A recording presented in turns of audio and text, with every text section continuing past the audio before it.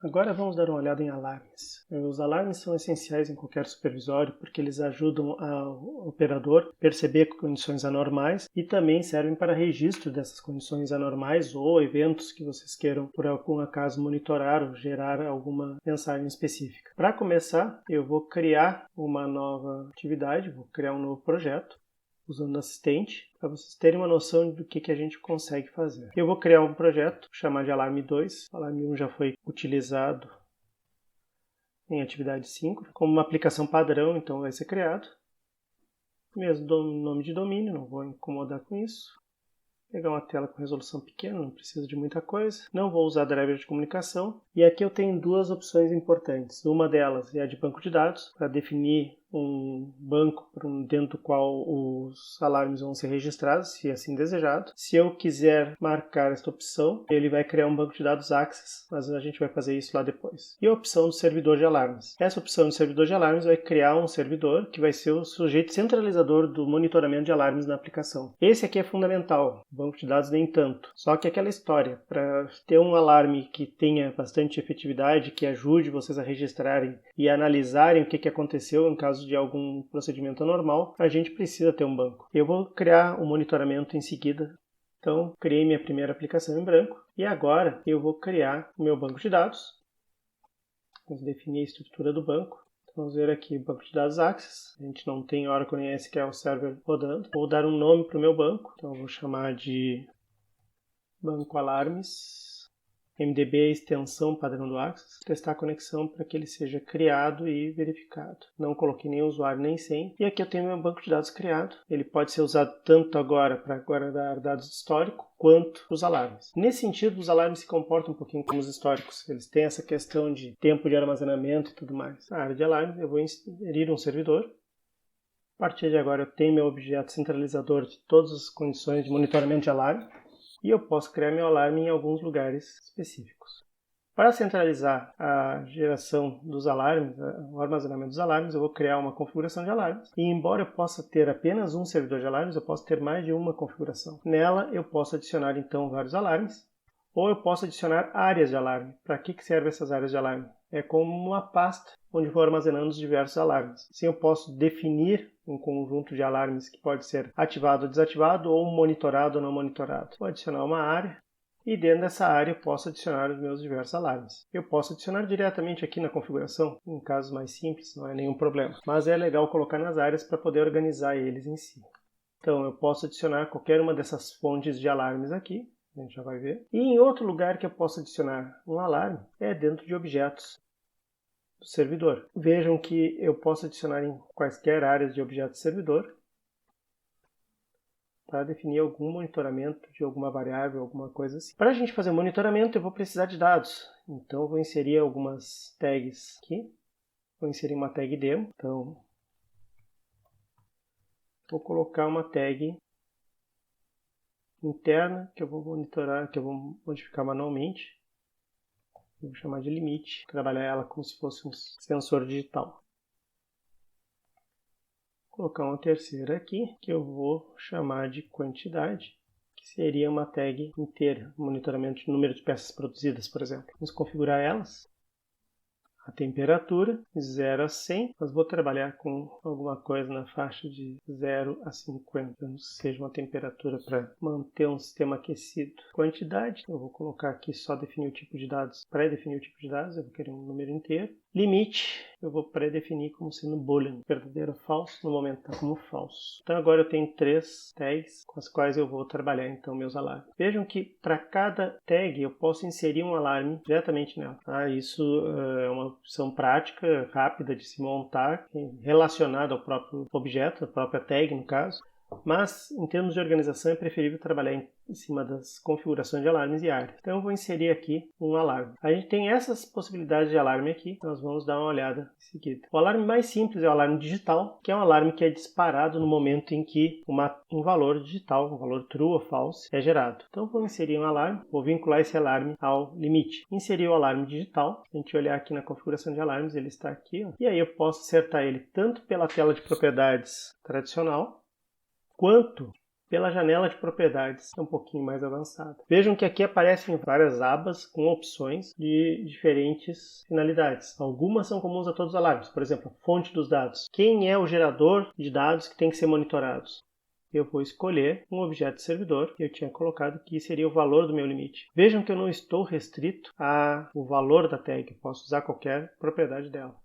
Mas eu vou usar o valor, que é o que seria mais usual. Outra coisa importante é sobre tratar o alarme como um evento ou não. Essa opção aqui, ela tem uma implicação muito grande no que tange a avisar os alarmes, a dar a notícia dos alarmes e também ao seu reconhecimento. Uma das coisas importantes que tem que se ter em mente é o seguinte: os alarmes servem para alertar o operador também, além de ser um registro. Então, para se alertar o operador, eu posso pedir que ele também dê um aviso de que ele reconheceu o alarme, que ele viu esse alarme. Isso é o que a gente chama de reconhecimento. No momento que eu marco este alarme como evento, ele não precisa ou ele não será mais reconhecido. Ele será reconhecido automaticamente pelo próprio supervisório, porque é para ele entender, a ideia do alarme como evento é para entender que isso aí não é uma situação normal, mas sim é uma ocorrência que tem que ser registrada ou que tem que ser tratada por algum script ou alguma coisa do gênero. Não vamos trabalhar com isso aí agora. E aí vocês vejam que aparece a opção de duplo reconhecimento. O que seria esse duplo reconhecimento? A questão é justo o que eu estava comentando. Eu posso exigir que o usuário tenha que reconhecer esse alarme, ou seja, ele dê aviso de que ele viu o alarme. E no caso de duplo reconhecimento, além de dar o reconhecimento de que ele viu o alarme quando o alarme foi disparado, ele tem que dar o reconhecimento de que ele viu quando a situação foi normalizada. O alarme pode voltar à situação normal depois que se resolveu algum problema. Por exemplo, a temperatura estava muito alta e se tomou alguma ação para reduzir a temperatura e o sistema volta ao normal. Nesse caso aí, opção sem o duplo reconhecimento,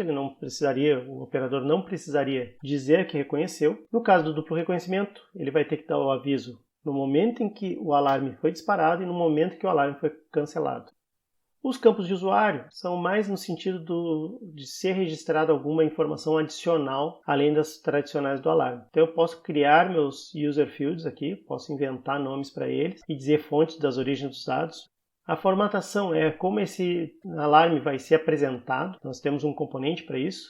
E eu posso fazer associações aos elementos do alarme, que ele também é um objeto, tanto quanto os demais. Como ele é um alarme digital, então, além do campo fonte, além da aba fonte, a gente tem uma aba específica para tratar do caso especial dele ser um alarme digital. O que é esse caso especial dele ser um alarme digital? Primeiro, qual o valor que vai disparar o alarme? Vai ser quando a tag, a fonte dos dados, ela é true ou quando ela é false. Então eu vou colocar aqui, quando ele for verdadeiro, que era o que já tinha antes, ele vai ser ativado. O habilitar significa que este monitoramento, esta fonte de alarme, este alarme vai ser verificado continuamente. O texto da mensagem é o que vai ser apresentado quando o alarme for disparado. Então, coloquei ali um texto de violação de limite. A severidade é o indicador de quão crítico é esse alarme para a gente. O padrão é alto, quer dizer, a ideia é que um alarme ele não seja uma coisa trivial, que ele seja disparado porque alguma coisa errada ou algum problema aconteceu. Normalmente ele já começa como alto, mas a gente pode ter alarmes médios e alarmes baixos em termos de severidade. O crítico seria para aquela situação mais extrema. Então o alto é um padrão. PAD-AC é o que eu estava comentando sobre o reconhecimento. AC vem de acknowledgement, que em inglês significa tomar ciência, reconhecer. Então, quando ele está com PAD-AC, quer dizer que o usuário, o operador do sistema, ele tem que reconhecer o alarme e isso aí vai ser registrado. Aqui é um tempo limite de espera, porque o que pode acontecer em situações limites ou com sensores muito ruidosos, pode ser que a gente entre numa situação de alarme falso, ou seja, aconteceu um sinal, mas esse sinal foi um transitório. Aconteceu a condição de alarme, mas é uma condição transitória porque o sensor entrou num valor muito próximo da condição de alarme e violou aquela condição durante um tempo muito pequeno. A questão da espera aqui seria para colocar um tempo limite, a partir do qual essa condição se mantendo, o alarme aí sim vai ser disparado. E o volta ao normal seria uma mensagem para quando o alarme fosse cancelado, ou seja, a situação do alarme fosse resolvida e ele voltasse ao normal, eu colocar uma mensagem aqui.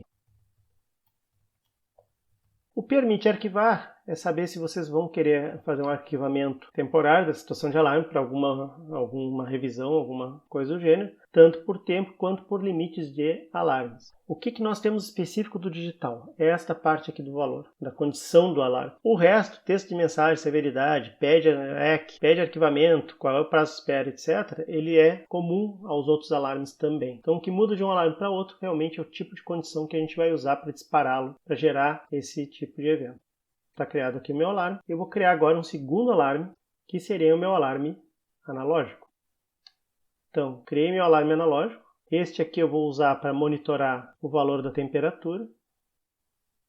Vejam que aqui apareceu também, eu posso fazer por aqui e também por essa janelinha, mas é mais prático trabalhar em cima do janelão de propriedades. Ele se comporta bem como alarme digital. Eu tenho aqui o que? Tratar como evento, duplo reconhecimento. E lá na área de analógico é que a coisa muda. Vejam que aqui muda as condições limite, mas eu tenho aqui também a mesma ideia de tempo de espera e volta ao normal.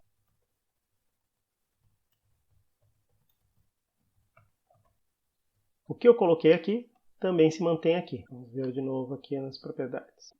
Então, tempo de espera. A novidade aqui é a banda morta, já vou explicar sobre isso, mas primeiro temos que ver essas condições aqui, subcondições. O alarme analógico ele monitora a violação de limites de uma variável numérica, então limites inferiores e superiores. O limite inferior é representado pelo low de low e aqui coloco-se o valor a partir do qual eu vou considerar aquela minha variável fora do limite, abaixo do limite inferior. Coloquei como 20 naquele da temperatura. O high representa o limite superior. Acima desse limite, a temperatura está muito alta. Vejam que eu tenho low e high aqui, que seriam limites inferiores ou superiores àqueles limites que eu já considerava baixos ou altos. Então, seria no caso de extremos. Olha, eu cheguei aos 20, que é uma coisa ruim, mas eu baixei mais ainda a minha temperatura, cheguei ao 10, então é pior ainda. Então, eu estaria colocando uma condição, certo? Um extremo de temperatura que exigiria um alarme de maior severidade. Mesma coisa aqui no high. Então, eu tenho um limite de 45 aqui. Eu passei do 40, que não era o desejável, 45 já é a situação crítica, então é assim que eu vou trabalhar. Eu posso ativar a verificação de qualquer uma dessas 4 faixas ou desativá-las. Vejam que é um alarme com subcategorias. Aqui eu posso colocar um texto de mensagem